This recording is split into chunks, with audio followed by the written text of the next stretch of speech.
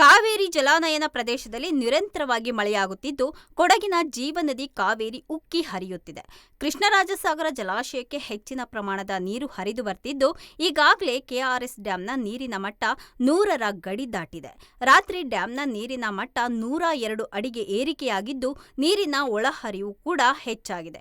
ಒಟ್ಟಾರೆ 18,000 ಕ್ಯೂಸೆಕ್ಸ್ ನೀರು ಹರಿದು ಬಂದಿದ್ದು, ಕೆಆರ್ಎಸ್ ಸಾಗರದ ಜಲಾಶಯದ ಇಂದಿನ ನೀರಿನ ಮಟ್ಟ ನೋಡೋದಾದ್ರೆ ಡ್ಯಾಂನ ಗರಿಷ್ಠ ಮಟ್ಟ 124.80 ಅಡಿ ಆಗಿದ್ರೆ ಇಂದಿನ ನೀರಿನ ಮಟ್ಟ 102 ಅಡಿ ಇದೆ.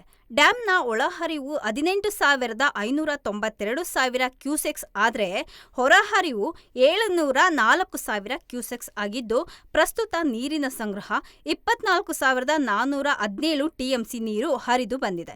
ಗರಿಷ್ಠ ನೀರಿನ ಸಂಗ್ರಹ 49.50 ಟಿಎಂಸಿ ಆಗಿದೆ.